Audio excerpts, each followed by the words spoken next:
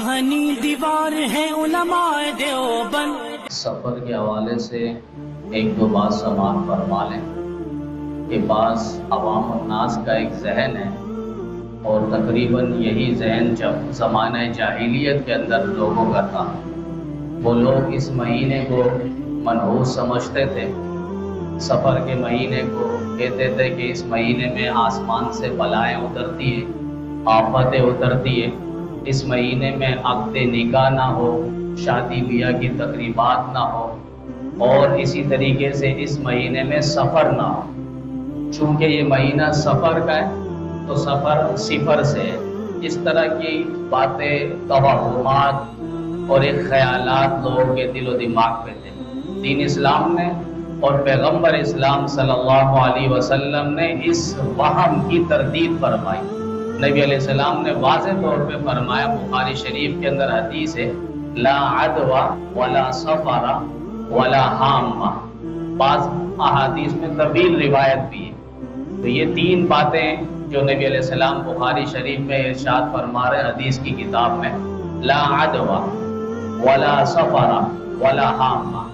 عدوہ کہتے ہیں بیماری کا متعدی ہو جانا، یعنی ایک بیماری ہے، لوگ کہتے ہیں کہ بھائی یہ خسرے کی بیماری ہے یا نمونیا کی بیماری ہے، اب یہ خارش کی بیماری ہے، یہ داؤد ہے، اب اس کے ساتھ رہے گا تو اس کو بھی یہ بیماری لگ جائے گی۔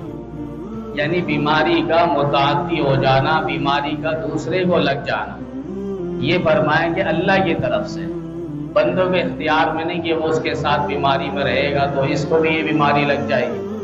حدیث میں دونوں طرح کی باتیں ہیں۔ بعض جگہوں میں نبی علیہ السلام نے فرمایا طاعون جیسی بیماری سے بھاگو، جس طرح تم شیر سے بھاگتے ہو، فرمایا طاعون والی بیماری سے بھی بھاگو، دوسرے اور بیماری سے بھی بچنے کا ذکر فرمایا۔ پھر اسی طرح ایک واقعہ، نبی علیہ السلام کے پاس ایک شخص آیا اور کہا کہ میرے اونٹ کو جو ہے خارش کی بیماری ہے، اور اگر اس کے ساتھ دوسرے کو لگائیں گے تو اس کو بھی خارش لگ جائے گی۔ تو نبی علیہ السلام نے فرمایا اچھا یہ بتاؤ، جو پہلے والے اونٹ کو خارش کی بیماری لگی ہے وہ کہاں سے لگی ہے؟ اب ظاہر بات ہے وہ پہلے والے اونٹ کو جو خارش کی بیماری لگی ہے وہ اللہ کی طرف سے۔ تو نبی علیہ السلام بتلانا چاہ رہے ہیں کہ یہ تو دوسرے والے کو جو لگے گی تو اللہ کی طرف سے، یہ نہیں کہ اس کے ساتھ رہے تو اس کو یہ بیماری لگے گی۔ تو دونوں طرح کی روایت موجود ہے۔ تو ایک طرف دیکھیں تو بیماری سے بچنے کا ذکر ہے، بھاگو ہٹو طاعون جیسی بیماری سے، اور دوسری جگہ فرما رہے کہ نہیں کچھ نہیں ہوتا، بیماری متعدی نہیں ہوتی۔ تو اس کا ایک جواب یہ سمجھ لیں، عوام میں ایمان والے بھی دو طرح کے ہوتے ہیں، جن کا عقیدہ کمزور ہو، ایک عقیدہ مضبوط والا ہوتا ہے۔ کمزور والا عقیدہ وہ کہے گا کہ میں نے اس کے ساتھ رہا تھا تو مجھے بھی بیماری لگ گئی، تو وہ تو بچے اس بیماری سے۔ اور جس کا عقیدہ مضبوط ہے، اسے پتہ ہے کہ میں اس بیماری کے ساتھ رہوں گا مجھے کچھ نہیں ہوگا، اگر ہو بھی جائے تو میرا ذہن یہ، میرا وجدان یہ، نظریہ یہ ہے کہ اللہ کی طرف سے اس بیماری کے ساتھ لگنے کی وجہ سے، اس شخص کے ساتھ بیٹھنے کی وجہ سے مجھے یہ بیماری نہیں لگی۔ تو عقیدہ مضبوط والا تو اس کو کچھ نہیں ہوگا، اور جو کمزور والا ہے اس کے لیے حکم ہے کہ یہ بیماری سے ہٹ جائے، اس کے ساتھ نہ رہے۔ تو یہ لا عدوى ولا سفر، اور سفر کے مہینے میں جو لوگوں نے اپنی طرف سے باتیں گھڑی ہے کہ یہ مہینہ منحوس ہے، اس میں سفر نہیں کرنا چاہیے، ابتدائی جو ایام ہے 13 دن، پھر اس میں خواتین جو ہے بہت زیادہ یہ کرتی ہے کہ مردوں پر یہ مہینہ بھاری ہے، اور سورہ مزمل 313 مرتبہ وہ پڑھواتی ہے بچوں کو بلوا کر، اس کا کہیں بھی ذکر نہیں ہے۔ قرآن کا پڑھنا بے نفسی برکت ہے، بے نفسی ثواب ہے، لیکن اس سوچ کے ساتھ پڑھنا پھر ثواب نہیں ہوگا۔ مثال کے طور پر کوئی نماز پڑھتا ہے، اب کوئی قیام پہ کھڑے ہو کے سورہ یاسین کی تلاوت پڑھے، اچھی بات ہے، نماز ہوگی، لیکن کوئی رکوع میں جا کے اگر سورہ یاسین پڑھتا ہے یا سجدے میں جا کے سورہ رحمان پڑھتا ہے، اب آپ کسی بھی مفتی صاحب سے جا کے پوچھ لیں، اس کی نماز نہیں ہوگی۔ اب وہ کہیں کہ میں تو سورہ یاسین پڑھ رہا ہوں، سورہ رحمان پڑھ رہا ہوں، یہ کون سا گناہ ہے؟ تو اس کی نماز نہیں ہوگی۔ کیوں؟ وہ شریعت سے ہٹ کر ایک سوچ ہمیں دے رہا ہے۔ تو شریعت نے یہ نہیں کہا کہ یہاں پر 313 مرتبہ آپ سورہ مزمل کی تلاوت کریں، مہینہ اس کے لیے اچھا ہو جائے گا، ایسا نہیں۔ کوئی مہینہ منحوس نہیں ہے، کوئی وقت منحوس نہیں ہے، کوئی دن، مہینہ اور تاریخ منحوس نہیں ہے۔ فرمایا منحوس اگر ہے تو انسان کے اپنے بداعمال اور افعال وہ منحوس ہے۔ جس وقت انسان عبادت کر رہا ہوتا ہے وہ وقت اس کے لیے بہترین برکت والا وقت ہوتا ہے. اور جس وقت اگرچہ لیلۃ القدر کی رات ہے لیکن اس رات اگر وہ گناہ کرتا ہے تو اس کے لیے وہ وقت وبال اور منحوس کہلاتا ہے کہ اس نے اس رات کو بھی توہین کیے اور گناہ کر کے. تو یہ لا عدوہ ولا سفر ولا حامہ، اور بدشگونی لینا پرندوں سے. اب چلتے چلتے کوئی آ رہا ہے ضیاءالدین سے علاقے کی طرف، اب راستے میں کوئی کالی بلی آ گئی، اب اس نے گاڑی موڑ دی. چل کے آ رہا تھا تو پیدل کہیں اور سے رخ اس نے تل لے لیا. اب وہ کیڑیا سے ہوتے ہوئے امتیاز سے ہوتے علاقے میں آ رہا ہے. کیوں؟ کہتے ہیں کالی بلی آ گئی تھی، راستہ انہوں نے کاٹ دیا تھا، اب میں یہاں سے جاؤں گا کوئی نہ کوئی مسئلہ ہو جائے گا. پھر گھر سے نکل رہے ہیں، کپڑا اٹک گیا، کہتے ہیں کہ نہیں اب سوچئے کہ اب میں اگر اس طرح جاؤں گا سفر کے بعد تو میرے لیے پریشانی ہوئی.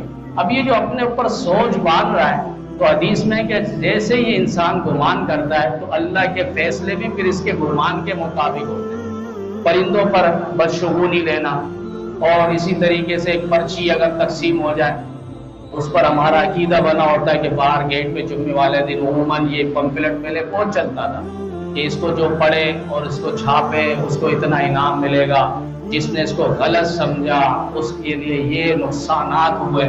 اب عام بندہ اس کو پڑھتا بھی نہیں ہے دیکھ کر کہ چھپانے پڑیں گے، یا وہ بعض اوقات وہ شوق سے پڑھتا ہے کہ میں 150 چھپاؤں گا مجھے 1.5 لاکھ روپے ملیں گے. تو اس مہنگائی میں تو اس کو بہت زیادہ پڑھنا چاہیے تاکہ یہ مہنگائی ختم ہو جائے. اب ایک شخص کو میں نے کہا کہ اس کو آپ پھاڑ دیں، اللہ رسول کے نام وغیرہ ہٹا کر آپ نیچے سے سارا پھاڑ دیں، تو جوا اور لاٹری لگی ہے اس میں. تو وہ اتنا ڈر رہا تھا کہ نہیں اس کو پھاڑنے سے تو مجھے نقصان ہو جائے گا. اب دیکھیں ایک پرچی پر ہمارا ایمان اٹکا ہوا ہے. اللہ اور اس کا رسول کیا کہہ رہا ہے، قرآن حدیث کیا کہہ رہے ہیں کہ نماز نہیں پڑھے گا یہ نقصانات ہوں گے، روزہ نہیں رکھے گا یہ نقصانات ہوں گے، حج استطاعت ہونے کے باوجود وہ نہیں رکھتا، زکوٰۃ نہیں دیتا، اس کے لیے یہ وبال نقصان ہوگا. وہاں ہمارا ذہن نہیں جاتا. ایک پرچی پر ہمارا ایمان اٹکا ہوا ہے اور ایک پرچی پر ہم مر مٹ رہے ہیں کہ یہ اگر ہم نہیں کریں گے، اس کو غلط سمجھیں گے تو ہمارے ساتھ یہ نقصان ہوگا. تو پرندوں کے ساتھ ایک لحاظ سے بدشگونی لینا اور اپنا عقیدہ گاڑنا کہ یہ اگر کریں گے تو اس طرح ہو جائے گا، تو نبی علیہ السلام نے اس کی تردید فرمائی. اب آپ دیکھیں موٹر سائیکل میں ایک میں نے دیکھا کہ وہ چپل لٹکایا ہوا ہے، ایک گاڑی کے نیچے دیکھا کہ وہ چھوٹا سا چپل بچوں کا لٹکایا ہوا. تو ہم نے پوچھا یہ کیوں ہے؟ کہا کہ یہ برے حادثات سے بچنے کے لیے تاکہ گاڑی اور اس ڈرائیور کو نقصان نہ ہو. تو ہم نے کہا گاڑی سے زیادہ قیمتی یہ ڈرائیور ہے، اس کو چاہیے کہ اپنے گلے پہ لٹکائے، اسے چاہیے، یہ بہت ہمارے لیے سرمایہ اور قیمتی ہے ڈرائیور، گاڑی نہیں. گاڑی تو آج جائے گی تو کل آ جائے گی، لیکن انسان جائے گا تو پھر واپس نہیں آئے گا. سب سے زیادہ قیمتی سرمایہ تو یہ انسان ہے، ڈرائیور ہے. اسے چاہیے اپنے گلے میں بڑا جوتا باندھے تاکہ پتہ چلے اس کو بد نظری نہ لگے اور یہ حادثاتی حفاظت سے بچ جائے. یہ ہماری ایک سوچ بنی ہوئی ہے.